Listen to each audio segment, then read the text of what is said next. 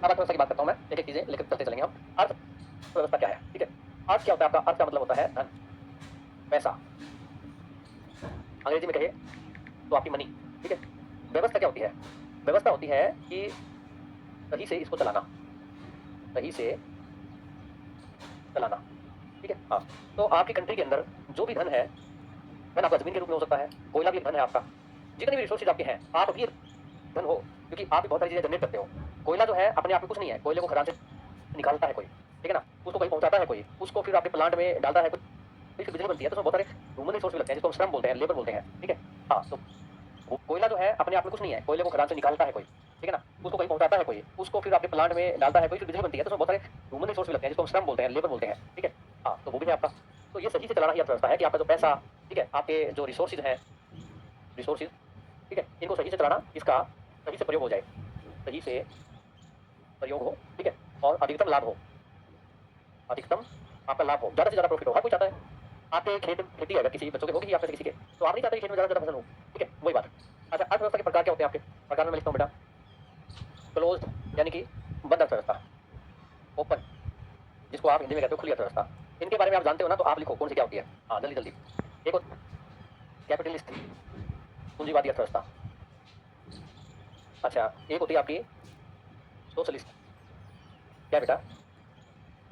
अच्छा, इसको खोलना है? भई गीत ने कहा है इसको खोलना है वादी। इनके बारे में कुछ जानते हो तो बेटा बताओ, क्या फ़र्क है इसमें? इसको क्या कहते हैं? और एक होती है मिक्स्ड, इसको कहते हैं आपका मिश्रित अर्थव्यवस्था। ठीक है, कुछ-कुछ अलग-अलग प्रकार आप देखने में प्रश्नों में देखते हो, ठीक है? अब प्रश्न आ जाता है कि भारत कैसी अर्थव्यवस्था है? अगर मैं भारत की बात करूँ तो भारत जो है वो ओपन है। अगर बात करते हो आप इसकी, भारतीय अर्थव्यवस्था की, तो भारतीय अर्थव्यवस्था ओपन है और मिक्स्ड है। क्यों है मैं बताता हूँ। क्लोज़ अर्थव्यवस्था वो होती है कि जिसका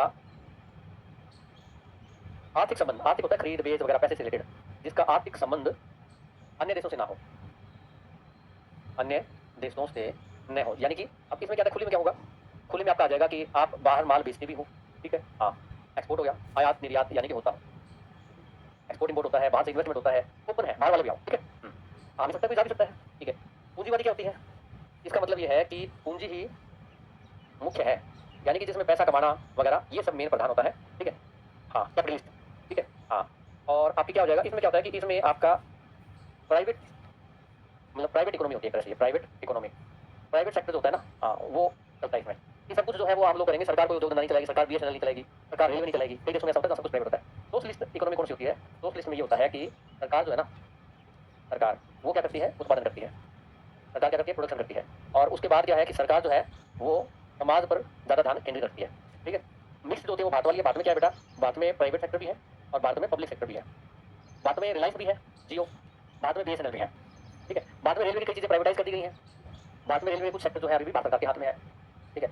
अच्छा, ऑयल से रिलेटेड कंपनियाँ कई प्राइवेट भी अपना बिजनेस करती हैं, कुछ सरकारी कंपनियाँ भी ओएनजीसी जैसे, तो भारत में आपका मिक्स चलता है। अब एक पॉइंट ये आ जाता है कि अर्थव्यवस्था की समस्याएं क्या है? मैं अर्थव्यवस्था की समस्या का मतलब क्या है? अर्थव्यवस्था में आप अपना परिवार देख सकते हो, आपका परिवार भी एक अर्थव्यवस्था है, आप देख सकते हो, ठीक है ना? हाँ, आपका परिवार भी एक अर्थव्यवस्था है, उसकी अपनी इनकम होती है, ठीक है ना? हाँ, उसकी अपनी प्लानिंग होती है, उसका अपना एक उत्पादन होता है। तो आप अपने परिवार के माध्यम से सोच सकते हो कि अर्थव्यवस्था में क्या-क्या समस्याएं हो सकती है। ये मैंने कुछ समस्याएं लिखी है बेटा। आपको ये बताना है कि इनमें से कौन-कौन सी समस्याएं आपने देखी हैं, महसूस की हैं, एज़ ए कंट्री नहीं, एज़ ए फैमिली, ठीक है? हाँ। तो हाँ भाई, राम-राम। हिंदी में लिखना है क्या, बता देना मेरे को ज़रा। हाँ, अनलिमिटेड डिज़ायर्स का क्या होगा? असीमित इच्छाएँ। क्या ऐसा आपके परिवार में है? आप आज आपके घर में मान लो कूलर है, क्या आपके परिवार के मन में आता है कि एसी भी होना चाहिए? आपके घर में मान लो स्कूटर है, क्या आपके मन में आता है कि कार भी होनी चाहिए? बताइए। और कार कल को आ जाती है तो कार के बाद भी छाई बट्टी रहती है, बड़ी कार होना चाहिए। हाँ, ये बताओ। लिमिटेड रिसोर्सेज, ठीक है? हाँ, सीमित साधन, सीमित साधन, सीमित साधन मतलब कमाई के साधन। हाँ, बंदा कहता मेरे नीचे कार हुए कि मेरी जहाज में सवार हुए, ऐसे करके एक मैंने दोहा देखा है। जैसे आपके पास कार हो, घूमना, ठीक है? हाँ, इच्छाएं आपकी आगे से आगे बढ़ती जाती हैं, ठीक है? सीमित साधन है कमाई के, ऐसा होता है। हाँ, हाँ, एसी घातक बन चुका है भाई। हाँ, बिल्कुल। हाँ भाई, कुछ बच्चों की है आती जय जीवन है, चॉइस की प्रॉब्लम, चॉइस करनी है, ठीक है? कि आपका जो साधन है, साधन या फिर जो पैसा है, साधन या पैसा है, उसको कहाँ लगाएं? इसको कहेंगे प्रॉब्लम ऑफ चॉइस। सुनना, तूने मुझे चुन लिया, मैंने तुम्हें चुन लिया, तू भी मुझे चुन, ऐसे गाना ना, सुन जरा सुन, कहाँ लगाएं? ठीक है? उस पैसे से आरती कहती है कि मुझे स्कूटी खरीद के दो, ठीक है? उसका भाई समझदार है, वो कहता है कि पापा म्यूचुअल फंड खरीद लेते हैं, म्यूचुअल फंड में निवेश करते हैं तो वो थोड़ा पैसा बढ़ता रहता है। आप इस बात से गुस्सा आ जाती है पूरा, आरती की मम्मी कहती है कि हम क्या करते हैं कि हम गहना खरीदो, मेरे गहने खरीदो, जो मुझे गहने जो मैंने अभी तक नहीं पहने, सिर्फ तेरे साथ रह के मुझे दुख पड़े हैं सहने, अब तो खरीदो तुम गहने। तो आरती की मम्मी ये कहती है। अब आरती के पापा क्या कहते हैं, आरती के पापा कहते हैं कि ये जो पैसे है ना, इससे हम एक प्लॉट खरीद लेते हैं, छोटा सा बगल में है, और महंगा हो जाएगा तो बेच देंगे, उससे फिर बड़ा प्लॉट खरीद लेंगे, फायदा रहेगा हमारे लिए। ये भी सही है। अब लिमिटेड जब साधन होंगे ना, तो आपको चॉइस करना किसको कहाँ लगाए, समस्या रहेगी। सपोज करो आपके पास अनलिमिटेड रिसोर्सेज हो, ठीक है, जैसे कि अंबानी है, पैसा इतना है भाई, इतना पैसा है, कार खरीदने खरीदो, ऐसे खरीदने खरीदो, प्लॉट खरीदने खरीदो, पर ये गहने खरीदने खरीदो, और ये क्या सब कुछ खरीदो, तो ऐसे प्रॉब्लम नहीं है, ठीक है ना। हाँ, तो सब कुछ खरीद सकते हैं, पर आपके घर में भी और अपने देश में भी ये समस्या रहती है कि साधन लिमिटेड है। उससे क्या कर सकते हैं बताओ। बिजली लिमिटेड है, बिजली से रेलगाड़ियां भी चलानी है, बिजली से उद्योग धंधे चलाने हैं, शहरों में देनी है, खेतों को भी देनी है, गाँव में भी देनी है, इसलिए देखते हैं खेतों में जो लाइट है 24 घंटे नहीं रहती है ना, कहाँ कहाँ दे। अच्छा, व्हाट टू प्रोड्यूस, ठीक है, कि क्या उत्पादन किया जाए, हाँ, इसका उत्पादन करें। अब समस्या ये आ जाती है कि अर्थव्यवस्था की ये समस्या है कि वो किसका उत्पादन करें। वो शिक्षा का उत्पादन करें, शिक्षा में ज़्यादा बजट लगाए, आपको नौकरी ज़्यादा दे, स्कूल अच्छे खोले, इसका करें, सड़कें ज़्यादा बनाए। अब यहाँ पे प्रॉब्लम आ जाएगी इनके आगे कि शिक्षा भी इंपॉर्टेंट है, सड़क भी इंपॉर्टेंट है, ठीक है, ऐसे चला जाएगा, ये भी समस्या आ गई। अगला प्रश्न आता है हाउ मच, कितना टू प्रोड्यूस, कितना उत्पादन करें, कितना उत्पादन करें। अब ये क्यों देखना पड़ता है, एक तो आपको स्कूटी नहीं दिलाते घर वाले। देखो आर्थिक समस्या को मैं करेंगे बताओ, इसका उत्पादन में हम कैसे देखें, कितना कितना कितना का मतलब है कि कितना पर्याप्त रहेगा, ये आपको देखना है आपकी जनसंख्या के हिसाब से, ठीक है। हाँ, आपको इसकी डिमांड भी देखनी है, कैसे कि मान लो अनबिका न रह जाए, अनबिका न रह जाए, इतना उत्पादन ना कर दो कि बाद में वो बिके ही ना, इतना ना कर दो कि थोड़ा पड़ जाए। अच्छा, राजस्थान, राजस्थान में कहाँ से, बहुत बड़ा राजस्थान अपने आप में एक है। अच्छा, हाउ टू प्रोड्यूस, ठीक है। अब आगे क्वेश्चन कैसे का, कैसे हम उत्पादन करें, ठीक है। कैसे का मतलब यहाँ पे हाउ का मतलब ये है कि आपकी तकनीक कौन सी हो, तकनीक कौन सी हो, ठीक है। दूसरी बात, आप सौर ऊर्जा का प्रयोग करें, ठीक है, या फिर आपकी वो आगे परमाणु ऊर्जा, परमाणु ऊर्जा के कारखाने को रखें ना बिजली आपको उत्पादन करने के लिए, तो ऐसे टेक्निक आ जाएगी अलग। हाँ, राज इन जयपुर, जयपुर बहुत गुलाबी मतलब होता है, इसके लिए, इसके लिए उत्पादन। अब आप एक रणनीति बनाते हो, ठीक है, जैसे मैं रणनीति बनाता हूँ, मैं कहता हूँ कि भाई औरतों का आना जाना फ्री, बसों के अंदर आना जाना फ्री आपका औरतों का, मैं औरतों का भला करना चाहता हूँ, बताओ भाई, तो मैं किसके लिए कर रहा हूँ, फॉर होम, मैंने बोल के सोचा कि किसके लिए करूँ, तो इसमें आगे वुमेन। अच्छा, मैं औरतों का आना जाना फ्री क्यों कर रहा हूँ, क्या मैं औरतों का भला करना चाहता हूँ, ये इसमें मेरा भला चुका है, आप बताओ जरा। साइंस इंग्लिश में करवा दो, अच्छा मैंने गिना दी अर्थशास्त्र में, अर्थशास्त्र में इतनी समस्याएं हैं, इसका समाधान क्या है, अरे यही तो अर्थशास्त्र है कि संसाधनों का इतना बढ़िया यूज करो जो बेस्ट पॉसिबल होना चाहिए, ताकि आपको 2 साल बाद ये ना कहना पड़े आरती के पप्पा मैंने कहा था ना गहने खरीद लो, देखा सुना कितना बढ़िया, तुम्हारा वो प्लाट उसी रेट में पड़ा है, भाव बढ़ी ना रहे, ऊपर से वो प्लाट को कोई ले ही ना रहा, ठीक है ना। हाँ, और पड़ोस वाले उसके पास कोई गोबर डालते हैं, उससे बदबू लगाती है, पर उसमें देखने भी नहीं जा सकते प्लाट कैसा है। मैं कहती थी ना, सुना देखो कितना बढ़िया, ये यानी कि आपको बाद में बताना ना पड़े, सही निर्णय ले पाओ, सही जगह इन्वेस्ट करो, सही चीज का उत्पादन करो, सही मात्रा में उत्पादन करो, सही लोगों के लिए उत्पादन करो, ठीक है। हाँ, तो ये चीज है, तो इसका समाधान है आपका अर्थशास्त्र की समझ हर किसी बंदे को होनी चाहिए। अब मैं थोड़ा सा इसमें पर्टिकुलरली भारतीय अर्थव्यवस्था पे आ जाता हूँ। ये जो समस्याएं थी वो एक अर्थव्यवस्था, एक पारिवारिक अर्थव्यवस्था किसी की भी थी, वो बेसिक था। बेटा आपके सामने ही एक बच्ची ये कह रही है कि साइंस इंग्लिश में ही पढ़ाई जा रही है। आप देखो अभी कमेंट किया बिग पॉपुलेशन, आपकी जो जनसंख्या है वो बहुत बड़ी है, ठीक है, और लो पर कैपिटा इनकम, ये दोनों एक दूसरे से क्या है बेटा, ये है एक दूसरे से कोरिलेटेड क्यों है। भारत आज के दिन पूरे विश्व में 5वीं सबसे बड़ी अर्थव्यवस्था है, बहुत बड़ी है, 3 ट्रिलियन 3.5 ट्रिलियन की इकोनॉमी बन चुका है, पर हर आदमी गरीब क्यों है, क्योंकि भारत में जनसंख्या बहुत ज्यादा है। अगर इतनी जनसंख्या जापान की हो जाए, जर्मनी की हो जाए, वो भूखे मरेंगे, हम तो फिर भी पेट रोटी खा के तो सोते हैं, वो तो भूखे मर जाएंगे। तो कह रहा हूँ इतनी जनसंख्या कनाडा की हो जाए, ना उनके पास कपड़ा होगा पहनने को, ना खाने को रोटी होगी, कनाडा की जनसंख्या 2 करोड़ है, इसमें काम चल रहा है, तो 40 करोड़ करके देखो हालत क्या होगी फिर। तो यानी कि लो पर कैपिटा इनकम बहुत कम हो गई, क्योंकि बिग पॉपुलेशन की वजह से। इसको हम ऐसे ही कह सकते हैं कि यहाँ पे है परिवार 1, मैं परिवार की इकोनॉमिक्स के माध्यम से समझाना चाहता हूँ, परिवार 1 और ये है आपका परिवार 2, ठीक है। अब हम इसकी लिख लेते हैं आय, परिवार 1 की आय जो है वो है 10 लाख, ठीक है। हाँ, महीने में लिख लेते हैं, ऐसे समझ में नहीं आएगा। परिवार की इनकम है 1 लाख, परिवार 2 इसकी इनकम है 1.2 लाख, यानी 1,20,000, ठीक है। इसमें सदस्य कितने हैं भाई, जिसमें 1 लाख है, इसमें सदस्य है 3, जैसे आरती नहीं मोहिनी और वो है। इसमें सदस्य कितने हैं भाई, यहाँ पे आपके सदस्य हैं 14, ठीक है। अब समस्या ये आएगी कि जहाँ इनकम कम है और ये परिवार क्या रहेगा, ये परिवार रहेगा खुशहाल, और इनका ये रहेगा काम चलाओ, इनका काम चलेगा, बस भूखे नहीं मरेंगे और कोई प्रोग्रेस नहीं कर पाएंगे, क्योंकि 14 मेंबर के बीच में इनकम आ रही है, ओके ना, ऐसे देश का हाल है। हाँ, करंट अफेयर्स बेटा मेरे ख्याल से 6 माह का काफी रहता है, आप 2024 का कर ले। हाँ, अच्छा, इसके बाद देखो आपकी लो डिमांड, डिमांड जो है ना आपकी वो कम, डिमांड कम होगी ना, तो उस वजह से क्या होगा कि जो बिजनेसमैन लोग हैं ना वो बड़े निरुत्साहित रहेंगे, नए नए कारखाने नहीं लगेंगे, निवेश होगा नहीं, ठीक है। अब निवेश होगा नहीं तो उसमें नौकरियां भी पैदा नहीं होंगी, लो डिमांड मतलब कोई भी चीज़ की डिमांड कम है, ठीक है ना। हाँ, तो उस वजह से हाई इन्फ्लेशन का मतलब क्या है, महंगाई, महंगाई तो आप देख रहे हो, अब पेट्रोल देखो कितने पार चला गया है ना, इसके स्लोगन भी बनते हैं। अनएम्प्लॉयमेंट, बेरोजगारी, ये कहने की जरूरत नहीं है आपको, आपको पता ही है ये बेरोजगारी आज की मुख्य समस्या है। इसकी बड़ी समस्या है बिग पॉपुलेशन, क्योंकि इतनी बड़ी पॉपुलेशन को रोजगार देना किसी भी कंट्री के बस की बात नहीं है, इवन अमेरिका ही क्यों ना हो, वहाँ भी 30 करोड़ जनसंख्या है तो भी उसमें कुछ बेरोजगारी तो फिर भी है, मानिए 42 करोड़। अच्छा, इलेक्ट्रिसिटी शॉर्टेज है, कारखाने वाले चिल्ला रहे हैं, गाँव वाले चिल्ला रहे हैं, खेतों में किसानों को इलेक्ट्रिसिटी मिलती है, शहरों में फिर भी ठीक-ठाक मिल जाती है। पानी जो है खेतों में नहीं है। राजस्थान देख लो आप, इसका उदाहरण वाक़ई की मैं बात करूँ तो राजस्थान को देखो, बहुत सारी ज़मीन जो है वो रेगिस्तान की तरफ पड़ी है, वहाँ पे बहुत अच्छी फसल हो सकती थी। रेलवे है, रेलवे में क्या है हाल? रेलवे में आपको रिज़र्वेशन करवाना है, ठीक है? और उसकी वेटिंग जो है कितनी रहती है बेटा?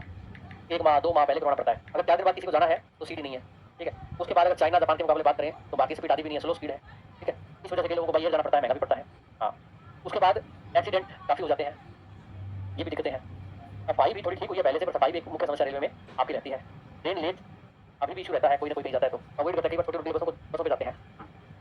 हाँ, देखिए विपुल सर खुद ही बता रहे हैं आपको क्लास में, भाई सचिन की आज की क्लास जो थी balance of payment. Balance of payment किस वजह से आती है कि आपका जो इम्पोर्ट है, आयात, ठीक है, वो ज़्यादा है, आप बाहर से ज़्यादा सामान खरीद रहे हो और भारत बाहर जो बेच रहा है ना सामान वो है कम, निर्यात कम। इसका एक बड़ा कारण ये भी है कि भारत चाय के उत्पादन में पूरे विश्व में नंबर 1 है और भारत आधी से ज़्यादा चाय खुद ही जाता है इतनी बड़ी पॉपुलेशन में, तो बाहर जाएगा कहाँ से, है ना? हाँ, जो मेरा ऑफिस है वो आपका अशोक विहार में, दिल्ली अशोक विहार में, दिल्ली यूनिवर्सिटी के आस-पास एरिया में, मुखर्जी नगर से 5-7 किलोमीटर। पब्लिक डेब्ट, ये है बेटा आपका सरकार पे कर्जा।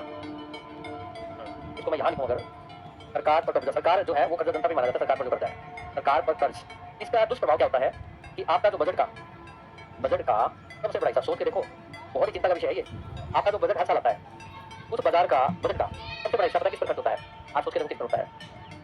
तो सरकार ने लोन ले रखा है, लोन के ब्याज पर। तो पूरे बजट का सबसे बड़ा हिस्सा खर्च होता है, बहुत बड़ा हिस्सा। ज़्यादातर बजट उसमें चला जाता है कि सरकार ने जो लोन ले रखा है उसका ब्याज सरकार देती है। इसके बाद देखिए अनइक्वालिटी, असमानता। असमानता का मतलब क्या हो गया कि भारत के जो 1% लोग हैं उनके पास तो आधे से ज़्यादा धन है भारत का, बाकी 99% बचे उनके पास आधा भी नहीं है। यानी कि अंबानी, अडानी वगैरह कुछ लोग हैं उनके पास बहुत ज़्यादा धन है और बाकी जनता डूबी मर रही है।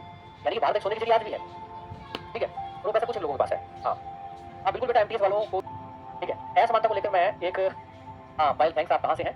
तो बयान राहुल गांधी जी का आया था, अगर आपको ध्यान हो तो, ठीक है ना? इन्होंने कहा था कि प्रॉपर्टी सर्वे कराएंगे, प्रॉपर्टी सर्वे करा के जो कितनी प्रॉपर्टी किसके पास है, कितना पैसा किसके पास है वो देखा जाएगा। उसके बाद उसका रीडिस्ट्रीब्यूशन करेंगे। रीडिस्ट्रीब्यूशन का मतलब कि भाई सारा पैसा जो है वो सरकार ले लेगी और उसको अपने हिसाब से बांटेगी, किसके पास कितना होना चाहिए। एमपी 14 जो थे कांग्रेस के, उन्होंने कहा था कि वेल्थ टैक्स लगा देना चाहिए जो ज़्यादा नहीं है उनके ऊपर, तो ऐसा कुछ इशू था। ये कुछ ऐसा ही है कि सारा पैसा एक तरह से इकट्ठा कर लूँ मैं सबका और उसके बाद सब में बराबर ठीक ठाक हिसाब से बांट दूँ, तो ये भी एक चीज़ थी। हाँ, अच्छा, हाँ मन में, अच्छा अर्थव्यवस्था के बारे में काफ़ी बातें हो गई। अर्थव्यवस्था की समस्या मैंने दिखाई, भारतीय अर्थव्यवस्था की समस्या आपको दिखा दी, आप जानते भी समस्या है। अब इसका समाधान मैंने बताया था, अर्थशास्त्र है। तो अर्थशास्त्र क्या होता है आपका? अर्थ का शास्त्र, ठीक है? हाँ, धन का शास्त्र, पैसे का शास्त्र, जिसमें इसका पैसे का अध्ययन किया जाता है कि इसको ठीक तरह से कैसे यूज किया जाए। अर्थशास्त्र के प्रकार में बेटा आपके मेनली 2 प्रकार माने जाते हैं, एक माइक्रो, एक मैक्रो। माइक्रो में आप अपना अध्ययन करते हो कि मेरी फैक्ट्री है, मैं इसको कैसे चलाऊं, मैं परिवार को कैसे चलाऊं, इंडिविजुअल यूनिट। मैक्रो में पूरी भारतीय अर्थव्यवस्था हो जाएगा। अर्थशास्त्र के जनक कौन थे? अर्थशास्त्र के जनक माने जाते हैं बेटा एडम स्मिथ, बहुत महान इकोनॉमिस्ट थे और इनकी एक बुक आई थी, इन्होंने एक बुक लिखी थी, वो काफी फेमस है, बाद में भी बहुत पढ़ी जाती है, वेल्थ ऑफ नेशन, आपने नाम सुना हो तो, ठीक है? ये लिखी गई थी 1776 में, ये पर्सन आता है। और एडम स्मिथ बेटा पूंजीवादी थे, ठीक है? और इन्हीं के मॉडल पर, इन्हीं का जो मॉडल था, इन्हीं के ऊपर जो है वो यूएसए है, यूएसए ने विकास किया, यूएसए ने अपना इकोनॉमिक प्लानिंग बनाई थी। यूएसए के विकास में इनका योगदान बहुत माना जाता है, इसलिए यूएसए पूंजीवादी है। हाँ, नोट करने की जरूरत नहीं है, आपके पास टाइम है तो नोट करके अपने नोट्स बना लो, अपने थी तो इसके लिए आपका आ जाता है कौटिल्य, ठीक है? इन्हीं का नाम था चाणक्य, अर्थशास्त्र बुक लिखी कौटिल्य चाणक्य ने। ये पर्सन आता है, तो इसलिए मैंने लिखवा दिया आपका इंट्रोडक्शन में। टैक्स के प्रकार कौन से होते हैं बेटा? इन्हीं टैक्स का होते हैं आपका नाम डायरेक्ट, विष्णुगुप्त। डायरेक्ट टैक्स कौन सा होता है? जैसे आपकी इनकम हुई इसके ऊपर लग गया, आपको पैसा देना पड़ेगा। एक होता है इनडायरेक्ट, एयर टैक्स।